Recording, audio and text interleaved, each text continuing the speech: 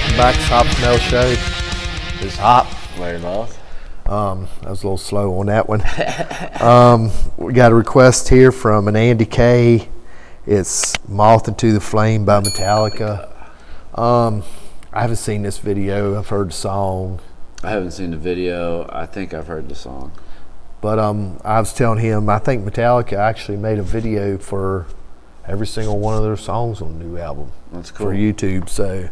For YouTube, not for any other channels. But yeah, because that's the only way they'll play metal anymore. Yeah. So we're going to go ahead and roll fists. Got my trusty old earbud here. You got your earbud? Go two. Oh, you going two? Yeah, but I'm going to get the full effect. I'm just going to go one. All right.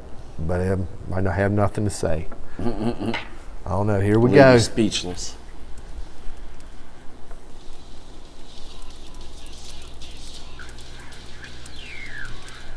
It's like a moth to the flame. Moth into the flame.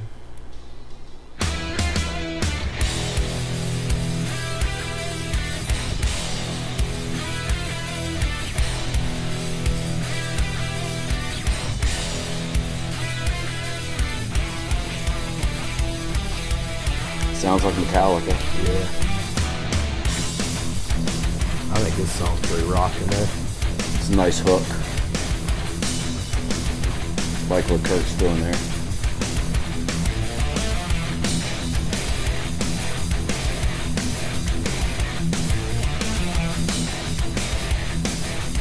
Looks like got the old Edison lights hanging around.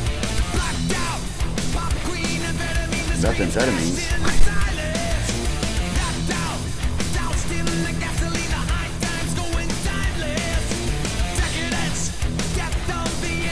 James' vocals is just timeless. Yeah.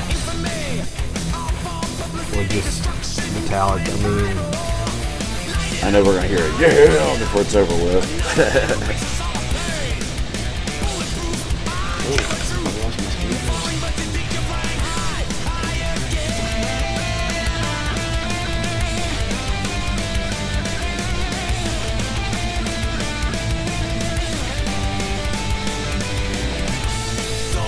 love that breakdown there. Just so, even though it's slow, it's heavy.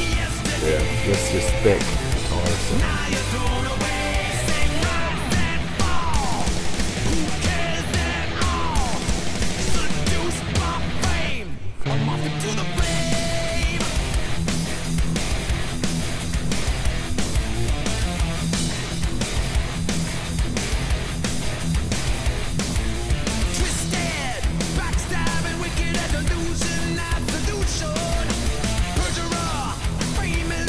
Using some of the old ones like the butcher.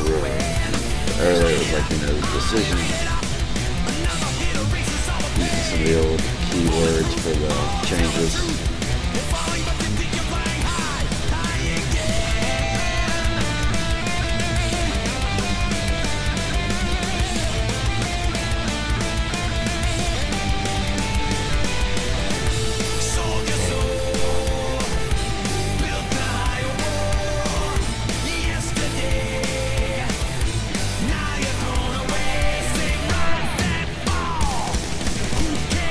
Mount Moths are gathering. Yeah.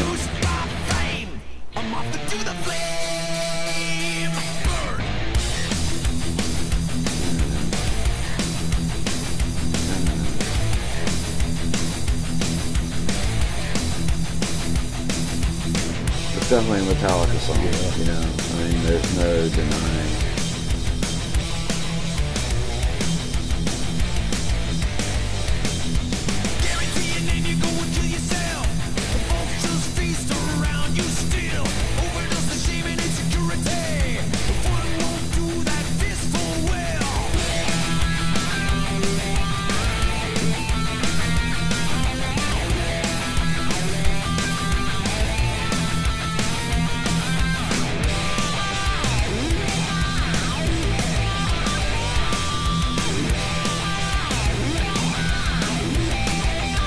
I expected to get more from the solo. There we go.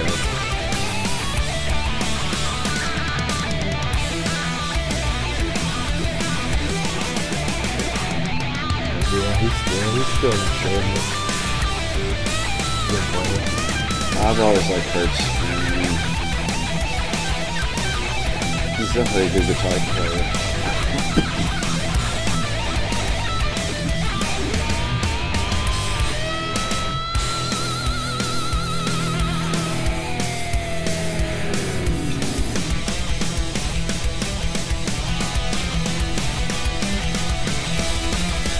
Listen to the extra double bass there.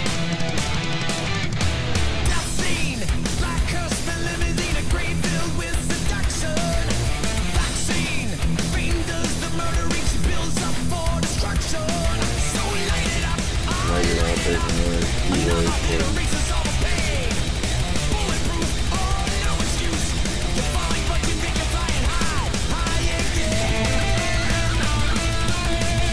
Just solid. Yeah. It's good like this. Yeah. And then drop down into the... We haven't got it. Yeah!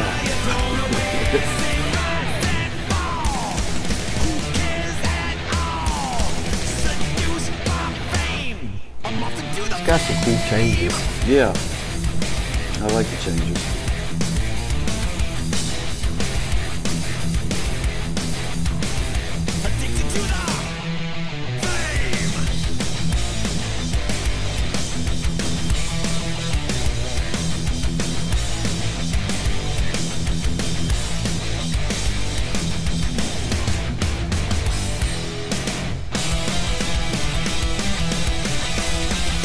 That's double bass at the end.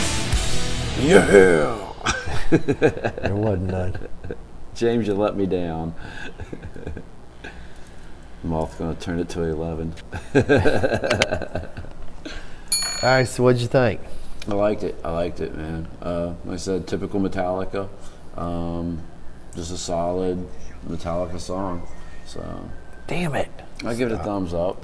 So Yeah, I give it a thumbs up. Video's cool. I'm going to ask you, we always discuss this with Metallica, with all my friends. Do you, like, we watched Metallica go from this little bar band from San Francisco. trading tapes.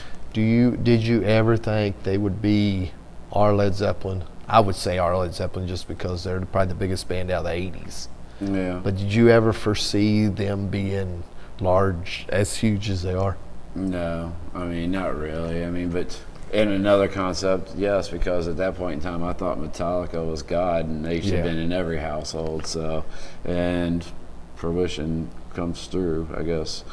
So they actually did become a household name. Yeah. I mean, I know we do all these other bands, and I'd mentioned it was like when we got into that Duran Gray and the band made how big they were in Japan, and I was just kind of curious, because in America, Metallica is they're probably the biggest band in America right no, they're now. worldwide. I mean, But yeah, that's what I was wondering, if they were as huge in Europe or Right. Japan as they are in America. yeah, and I would say yeah. And that's what I was told. I was mean, told they're Metallica world. is Metallica. Yeah, Metallica's Metallica.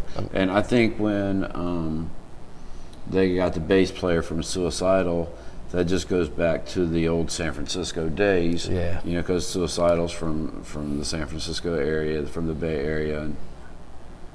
And so it only was fitting, I guess. Because they probably through inner circles of doing different bars, they probably knew each other. So, it worked out. Well, their example of, we talked earlier about sometimes you can switch up different stuff and you do all right. And they've done it twice. First time, they didn't really have no choice when they brought Jason in. Right. And I thought Jason did a good job. He did. For the shoes he had to fill and the hazing he took. If you go back to, from the very beginning, though, because, what was the dude's name? That was before even Dave. But the guy before Cliff, Yeah. Ron McGovern. McGovern, that's it. Because you even had him. So, if you look at it like that. But they knew Cliff was such a big deal, they was willing to go. They moved They to San moved Francisco, just so they could get but they Cliff. exploded that whole scene. Yes, they did. And that's why when you mentioned the Big Four, Slayer's huge, Megadeth's huge, Anthrax, but Metallica pretty much set the The standard. monsters out of that. And, that goes back because that time period, L.A. was, you know, the Motley Yeah. Crue and the big hair, and everybody went to San Francisco for, you know, the Suicidal and Metallica and the more dirtier, you know, Slayer and you know, Yeah. it was more of a harder scene from Well, it the San was- Francisco scene. Yeah, the whole thrash scene, you know, was just starting, And yeah, so many punk bands were just trying to survive and switching over into the thrash, you know, trying to make it into the thrash scene. So the speed metal, it was a combination of the two, getting away from what was going on. But I remember, you know, even when we watched, you know, Cliff 'Em All and how big of a deal that was when we was in school I still never saw it coming. Yeah. I mean, the Black Album, God, they just took off, and it's like the Black Album still sells Every day. crazy. every day. It's like some crazy amount. Thousands It's a like, week, I think, some who don't crazy. own the Right. album, and it's because that's probably a 30-year-old album. It's getting close. I'd say it's 95, 93, 91. No, I'd say 91, 92. Yeah, 91. Well, because didn't we do it in our 91 bracket one year, one of the videos that we did? We talked about the Black Album, but I don't remember. I'm thinking I was out of high school, so it's probably 91. I don't. Yeah, because I thought it was like Ozzy's with Mom. Oh yeah. It And was then the year you Chili graduated. Peppers and yeah. so No More 91, Tears yeah. and yeah, it was like. But then it's like they went through that. But you look back, load and reload and all that stuff. But every band was going through. They didn't really know what the hell they was going to do.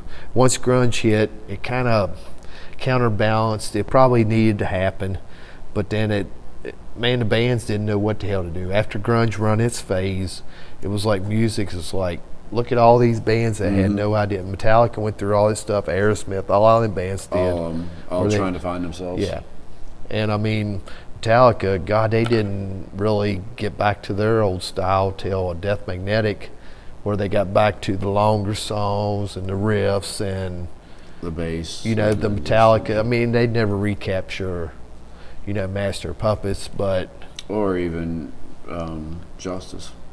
it's like I don't remember who we was talking about earlier, but they're still putting out music. Yeah, and they are still putting out music. And they're yeah. still selling out arenas. Yep, and they will forever. I Yeah. mean, as long as they want to do it, as Yeah. long as James's because you know James's vocals have changed over the years. I mean, you can obviously tell, but Well, I think it looks like it's however long Lars can continue to play. I think the drummers is the ones that, you know, not struggle, but they're the ones working the hardest. Oh, yeah. You know, and For sure. And they've even said this how long Lars can go. Mm-hmm. You know, because he's got to be what I'd say he's got to be in his 60s. I wouldn't go that far. I don't maybe know. I his mean, 50s. I think Nikki's like 58, 6, and it's got to be close to. I'd say they're pushing 60 if they ain't in I their would say they're 60s. mid-50s, man. I don't know if they're in their 60s yet. There's comment sections right there. How old is the Metallica guys? How old is Lars Ulrich or James Hetfield?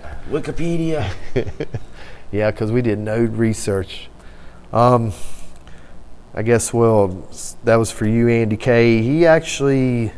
We did the reaction for the jamming version of one, and that was what somebody put in the comment section. Wanted to hear some more recent Metallica, and it was like Moth and the Flame, and it was another off the new album. And I knew this song, Moth and the Flame. I'd heard the song. I don't think I did. Well, actually, I know I ain't seen the video, but I always liked the song when I first heard it. It was like, And it's already been out for a little while, hasn't it? oh yeah. it's It's been out for a Like good a while. year. Yeah, but yeah, I get. And if you've never seen Metallica, they're still bringing it live. I mean, you should. Solid band. Yeah, solid. you should go. You should go see at least Metallica at least once in your life. Yeah. I mean, they're one of the bands that they should be on everybody's bucket list. Yeah, you won't regret it. Yeah. Because, I mean, it's just, they're clear. It's just what you hear is what you're hearing. And, I mean, they're great live. Oh, I know what I was thinking. It was like when we did that Korn earlier. It was talking about the new Korn song, how it still sounded Korn, All right. but it was kind of fresh for It Korn. was. And that's the way this was, is for Metallica. I mean, it's not Master Puppets by far, but it's still decent. Yeah, and it can still bring in a newer following. Yeah, and people are still going to buy their stuff. People always buy Metallica stuff. Like I said, household name. All right, so I guess we're going to go ahead and wrap this up. Hope y'all enjoyed. Like, subscribe. Comment. Thank you, Andy. And everything he said, comment section's wide open. Thumbs up, all that good stuff. I guess we're out of here. Peace. Yeah.